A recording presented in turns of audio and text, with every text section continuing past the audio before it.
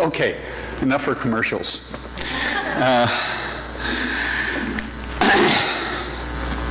Okay.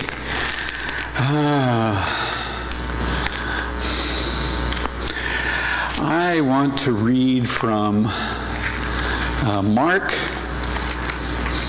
chapter 3. Where is that?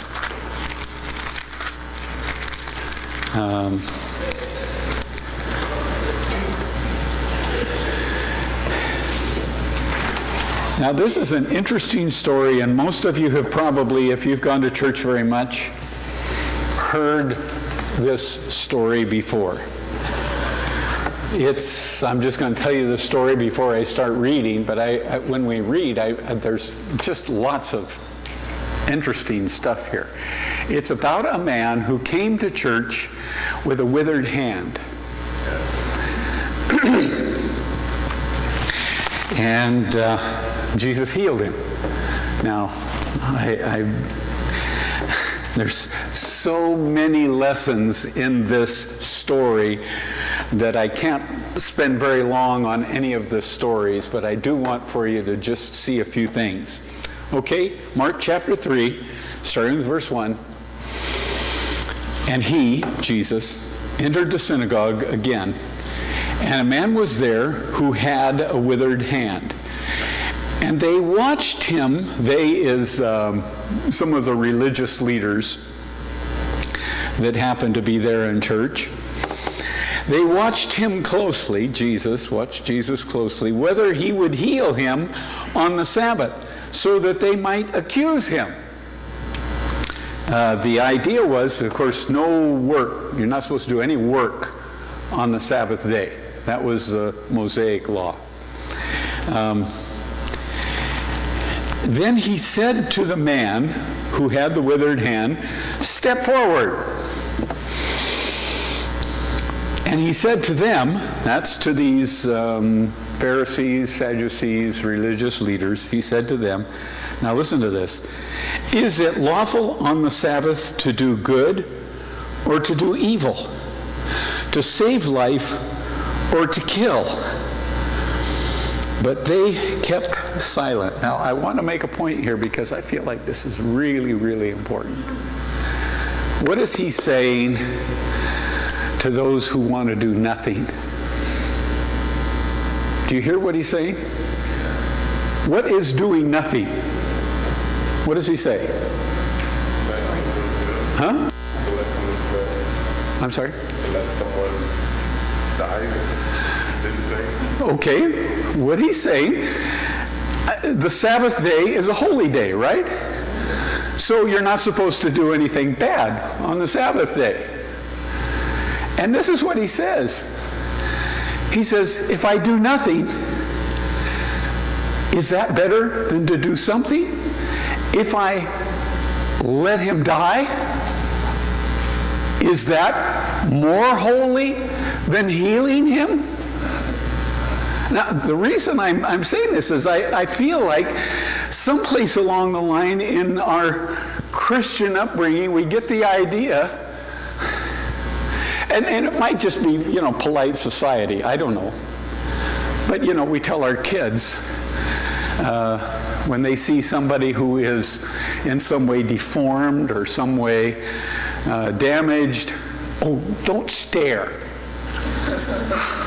Right? We tell them that. Because that's embarrassing.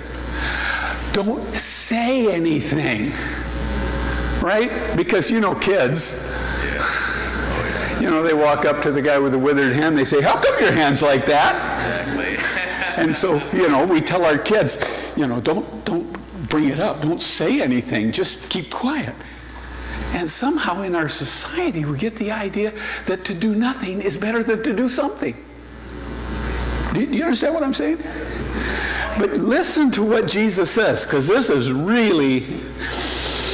outrageous. Is it lawful on the Sabbath day to do good or to do evil? What does he say? To do nothing is to do evil. Did you get that? You guys didn't get that. Whoa, this is powerful.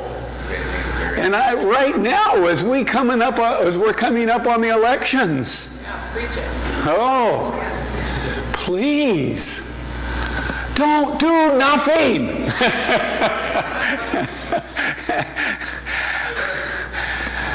We are supposed to have a holy influence on our society. And to do nothing is to do evil, according to this.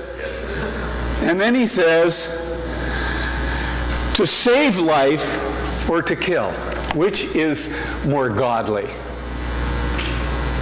Well, you're not supposed to work. You're supposed to keep all the rules. Wait a minute. And then in a minute, let me go ahead and read this. And when he had looked around at them with anger, being grieved, do you hear Jesus' heart? I mean, he's expressing it in such clear terms, it's hard to miss it, right? With anger, being grieved by the hardness of their hearts, he said to the man. Now, I want you to see this. Jesus is hurt by the fact that they care more about doing right than what this guy's going through. They're not even tuned in to the fact that this guy has to live his life with a withered hand. They're not tuned into that at all. In fact, you know, the first part, what it said is they all were watching to see if Jesus would heal him because they were ready to jump on him. They were, I want to say this kindly, but I think it needs to be said. Sometimes in the church, we're the worst critics.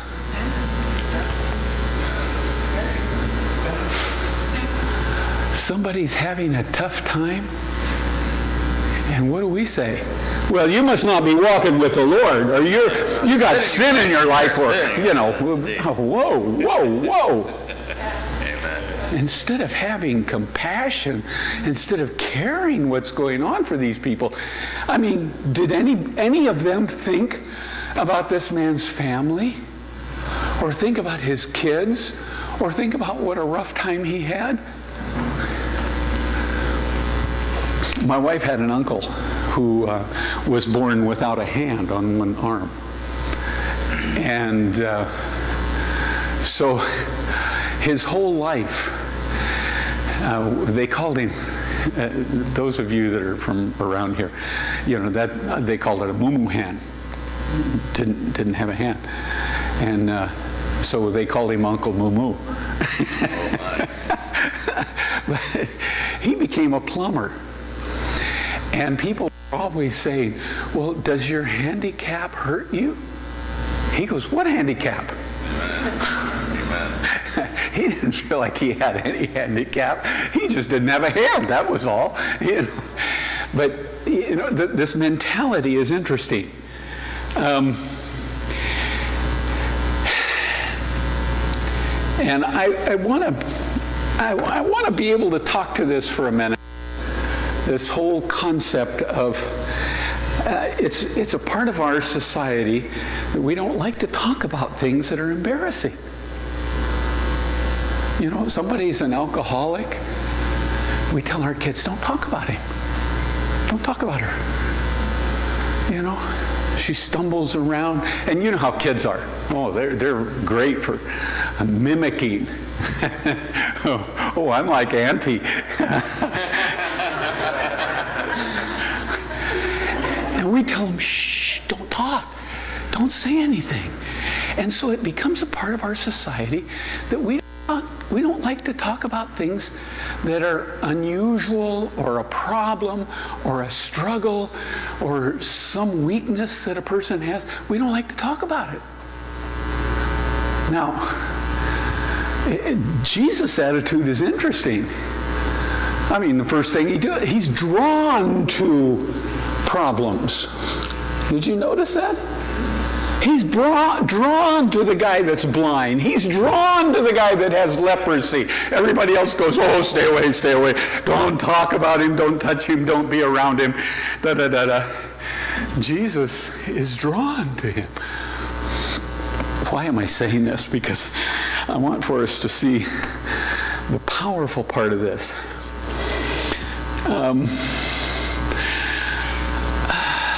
There are all kinds of things in our society right now that are destructive, that are hurting people, but we don't talk about it. People are having sexual affairs. We don't talk about how destructive that is. People who have addictions, we don't talk about it. And even in Jesus' day, you know, it says that this lady, remember the Samaritan lady that came to the well? And that wasn't something that they talked about. She was very aware of the fact that her life was a mess. But nobody talked about it. This is fascinating to me, that everybody recognizes when your life is a mess, when you have problems. You know, somebody doesn't show up for a few weeks to church. Oh, well, they went on vacation, they went to the mainland. Nobody bothers to call them up and say, hey, everything okay? Do you understand what I'm saying? I mean, they can be in the midst of the worst depression of their life, and we don't know. They're hiding out, and we're quiet. We're not going to offend them. Look what Jesus said. He says to the guy, come up here. Let's deal with this issue. Right? Does that make sense to anybody? Let's deal with this. Let's not hide it. Let's not pretend it's not there. Let's deal with it. And you know, right now there's all kinds of things going around. Well, I was born this way. So we don't talk about it. We recognize that it's destructive. We recognize that it's hurting them, their life, but we don't talk about it because we're a polite society. I want to say, let's deal with things. Let's go there because these people are hurting. They're tortured. And because they don't want anybody to judge them. Oh, I wish I had a few minutes. I'd like to just... How many of you have heard this? People say, oh, he's an innocent little baby.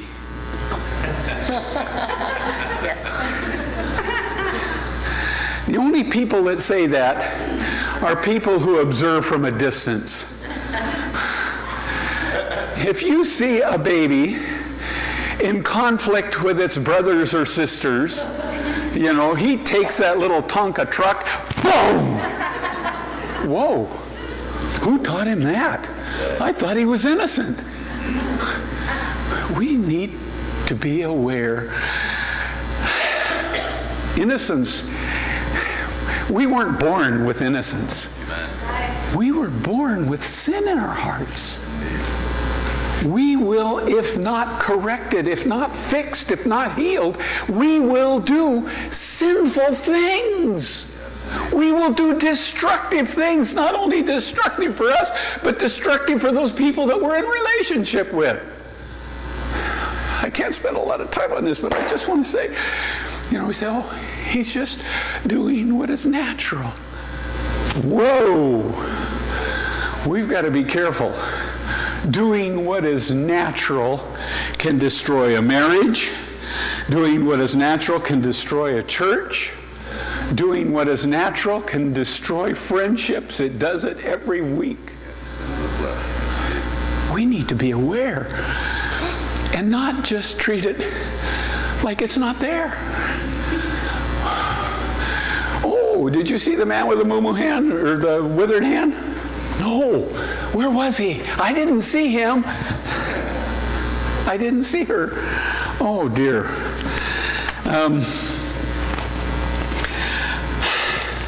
Now, I want to talk about this because Jesus showed up, first of all. And we need to know that Jesus likes to show up where there is a need, where there is a conflict, where there's...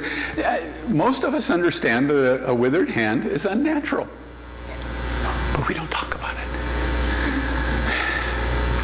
Jesus goes right to the point. He says, "Guy, come up."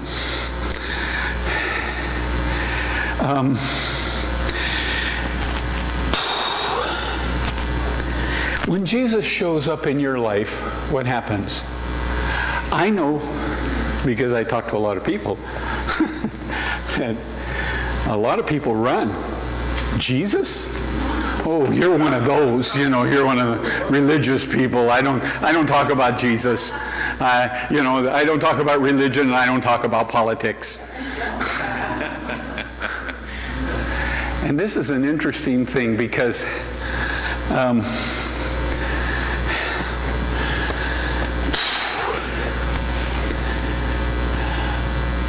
I don't know how to say this exactly, but I want to say people don't like Jesus because they feel like Jesus doesn't accept them. Now, I need to make a distinction so all of you understand. Jesus was the only one in this whole church that really accepted the man with the withered hand. Everybody else ignored him. Jesus is the only one that accepted him. But Jesus loved him enough to say, I want to do something about it. What do people say about Jesus? Oh, you know, Jesus, he's so judgmental. You know, he keeps telling us what's wrong with us. Oh, can I say this in a way that you can accept it? Get a clue. He doesn't say, he doesn't engage to criticize. He doesn't engage to tell you how bad or how awful or how wicked.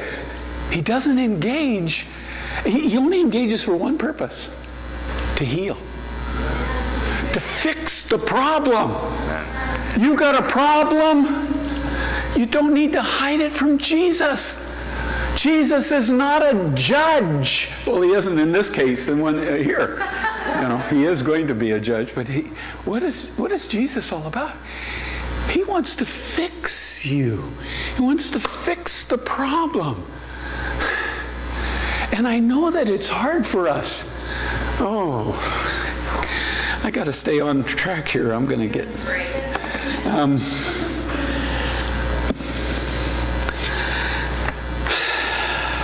I want to say this in a way that hopefully you can get this. Jesus is the only one who knows how to give you the most fulfilling, most happy, most complete life possible. And he's the only one who has the ability to heal and to fix and adjust so that you can have that kind of a life. Now, you understand in our society right now, what are people saying? People are saying, well, you know, Jesus is just trying to find all the things wrong with me so he can scold me and put me down and make me feel worthless and make me feel guilty. Not true. Jesus wants to engage you at the level of your deformity so that he can heal you. Now, we're the ones who have to convince the world, because the world is pretty much convinced already that, oh, if you're one of those Christian fundamentalists, well, you're just going to tell me everything I'm doing wrong and you're going to make me feel really guilty. No. We are the ones, we are Jesus' ambassadors to say, that isn't the reason he wants to engage you at the level of your deformity, of your activity that's destructive. He wants to engage you because he wants to have you fulfilled, happy, complete in your life. Yes, yes. You understand that? Yes. Wow. So what is he looking for? Blind, lame, leprous. Why is he looking for those people? Because he wants them to be fulfilled. He wants for them to be complete. And so he goes around looking for who he can heal. Now, do you think, as his body, that we should do the same? Yes. Now, are people going to misunderstand? Yes. Probably, like they did there. But it didn't bother Jesus, did it? No.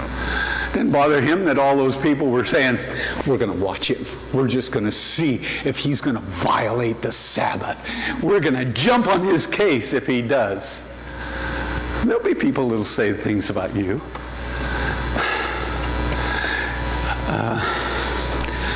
I don't dare get started, but just this one thing, you know. I cannot believe in this election campaign how one candidate can look at something good that the other candidate did and turn it around and make it sound like it was, oh, he's against us. Whoa! Who thinks like that?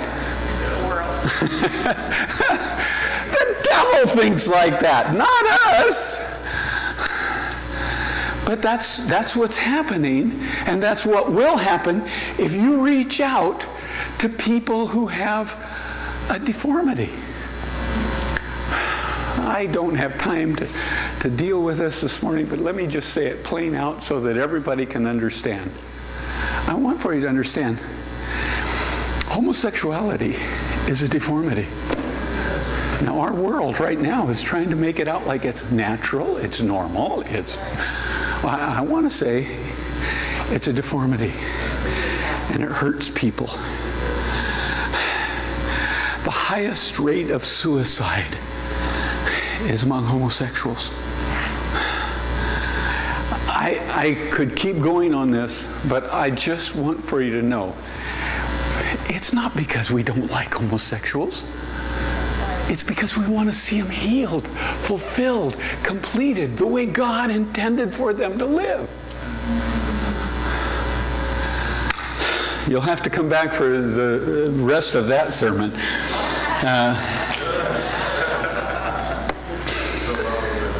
You know, I was thinking about this, you know, because people have, what do I call it, optimistic kind of view on life. And so they, in their own mind, make adjustments for their difficulties, their liabilities, their weaknesses, their stuff. So people make adjustments. And so you come across a guy who is thrilled. He has a brand new cardboard box to live in.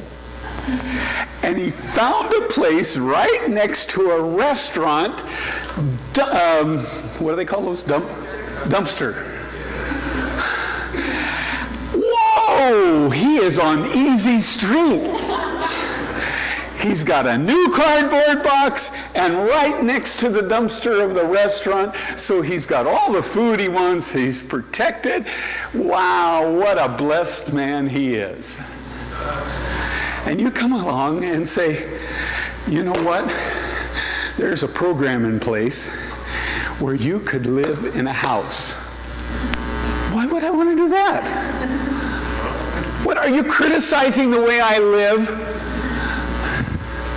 Are you one of those critics that just goes around finding people to blame or put down or make them feel bad?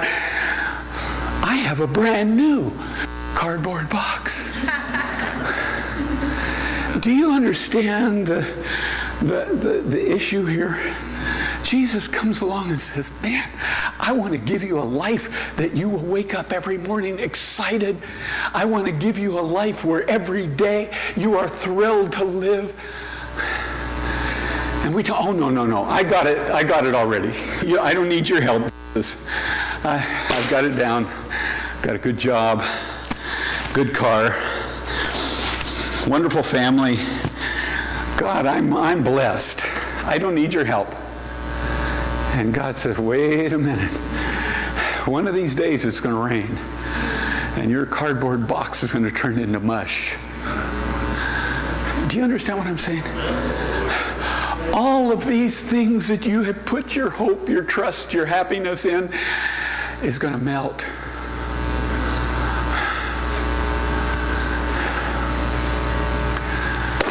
Okay, finish up. Come on, let's go.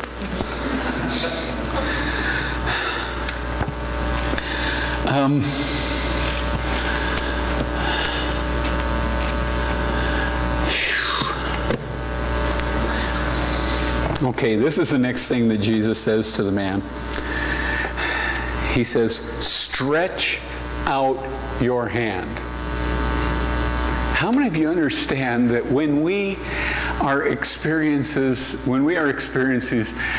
limitations or deformities or these kind of hurts in our lives,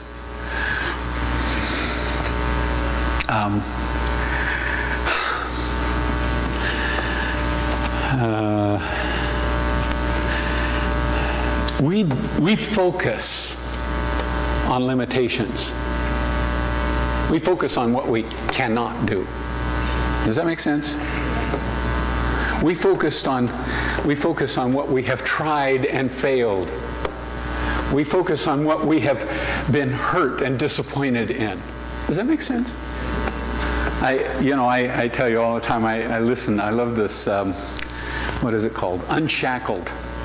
It's drama stories on the radio of people's conversions. And this morning was interesting because the lady, started off with everything. She was gifted, blessed, had everything, smart, but because of circumstances in life got into drugs and alcohol and just the worst kind of drugs. And what happens is that one of her boyfriends went to jail for drugs and got saved. And so he comes back and trying to talk to her about the wonderful salvation of Jesus. And she just thinks, you're crazy. And he says, oh, you got to come with me to church. So she goes with him to church. She likes what they're saying at church. She likes the love. She likes the acceptance that everybody gives her at church. But she's still drinking and drugging. And her boyfriend keeps asking her, finally got out of jail, and he wouldn't live with her anymore. And she's going, whoa, boy, you have changed. And he keeps asking her, well, how are you? How are you doing? She says, well, I'm miserable. I can't stop, using drugs, and I can't stop drinking. I still go to Bible studies every week. He says, do you realize you have to be born again? And she goes, oh, you religious nuts. Don't talk to me about being born again. He says, no, but you can't do it if you don't have God living in you. And so she says, well, I've tried to stop drinking, but I just can't. And he says, well, you need to pray and ask Jesus to come into your life. Well, she doesn't want to do that. She's upset at him, and he leaves. And but she's been 2 or 3 days or something like that without drinking, and she's ready to flip out. And she doesn't know what to do. So she goes to her Bible and starts reading. Doesn't any of it make sense? She throws down the Bible, and back in the back of the Bible, it says, if you want to be born again, pray this prayer. She goes, oh, maybe that is what I need to do. So she prays this prayer. And just, minutes after she's prayed that prayer, she calls up her boyfriend, ex-boyfriend, and says, I think it must have happened. He goes, what? She says, I think I must be born again. And he says, why? What makes you think that? She says, I just feel like I want to bless God. I want to please God. I want to do whatever I can do to please God. He says, You got it. He says, now, you know, and he tells her what she needs to do. She needs to be discipled and all this kind of stuff. Beautiful, beautiful. Anyway, she winds up going around, and I guess she's still doing it today, goes around to jails, women's prisons, and gives her testimony. And this is what she says: I couldn't stop. I couldn't stop. I tried everything I could. The doctors gave me pills to stop. She said, I did everything I could to stop. I got into programs, I did all these things, and I couldn't stop. When Jesus came into my life, he gave me the power to stop. You know, I got to finish this. I'm sorry, I get so carried away. But what happens is, if your hand's been that way your whole life, and Jesus says, stretch it out, your first thought is, doesn't he know I can't? It's not just his hand that's withered. It's his brain. It's his spirit. He doesn't know that he can. He doesn't have hope. And why does Jesus say, this is what you need to do? Because he wants you, in your will, to agree with his will. His will is for you to be whole and healed. His will is for you to have a complete life. And so what does he say? Stretch your hand. And we all know that's hard. So if I've never done it, I don't believe I can do it. If I've never done it, I feel like it's impossible. I feel like it's one of my limitations. But he says, stretch your hand. And I want to say, when he says that, you've got to put your will into it. It's not a one-sided thing. It's not an automatic. Put your will into it. Stretch your hand. Why do I say that? Because how important is this? There's a story in the book of 2 Kings about Syria. The Syrian army had surrounded the city of Samaria, which was the capital. And the people inside were dying. In fact, the story that leads up to the story about the lepers is a story about how these two ladies had an agreement. They were starving to death. And they said, they had this agreement with each other. Okay, this week I will boil my baby and we will eat my baby so we will have food to survive. Next week we will boil your baby and eat your baby so that we can survive. And the lady, the second lady, hid her son so that the agreement wasn't followed through on. And so this lady goes to the king to say, King, she violated our promise. Now that's how, I just tell that story to say this is how bad it was inside the city. And then the story skips to the outside of the city. Now, I believe that God put everything in here. And this is just 2 verses or 3 verses in this story. That's all it is. I believe that he put it in there for a purpose. It's a story about 4 lepers. Now, these 4 lepers can't even go inside the city, right? Because they're lepers. So they're already, what do I call it, disenfranchised. They're already on the outside looking in, okay?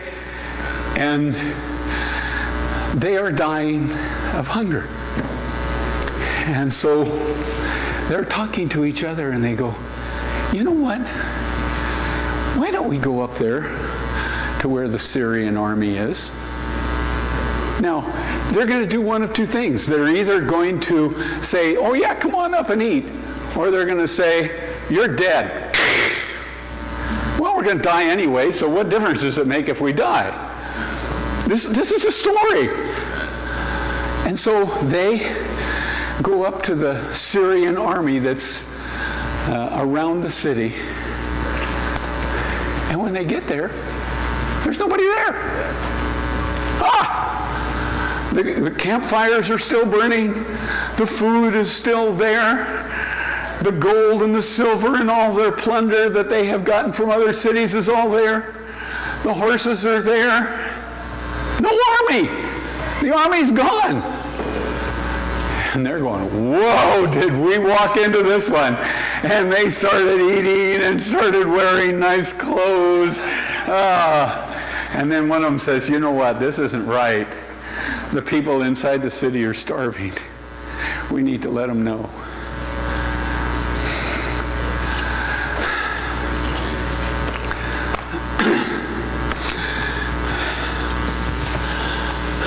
Why do I tell that story?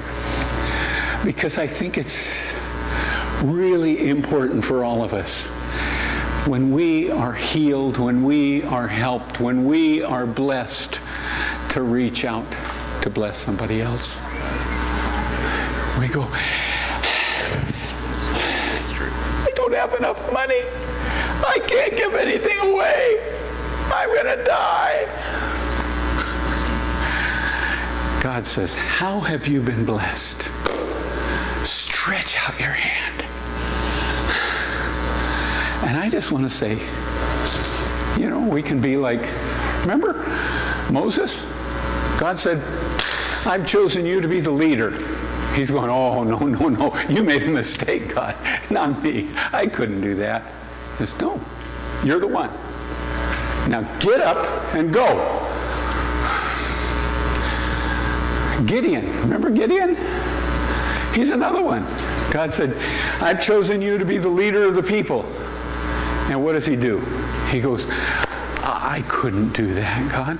I am the least in my family. My family is the least in our tribe. There's no way I could be the leader. God said, get up and go. I just want to say, that's usually God's plan. He wants to use you. And especially if you're reluctant, especially if you're paralyzed by fear or being a victim. He wants to use you. He wants to convince your neighbors, your family, your friends. He wants for you to say, no, I know what it's like to reach out my hand. Yeah. And it comes out whole, healed, helped. I just want to, let's bow our heads.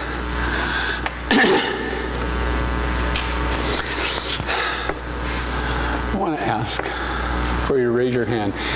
If God has healed or helped or blessed you in some kind of a supernatural way, just raise your hand. Okay? Now I want you to understand that that hand that you just raised, God wants to use. God wants to empower. God wants to bless with your hand.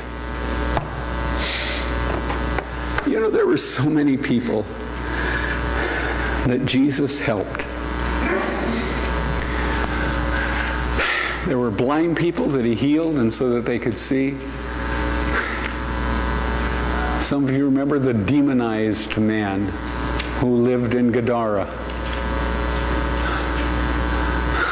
He was healed. They said they found him whole and in his right mind, dressed like normal. Now Jesus didn't say to him, now yes, you've been healed, but you gotta be careful because we don't want you to get back into the same problem again. Jesus doesn't ask us to be careful. He wants for us to use the healing that we have received. Oh my goodness.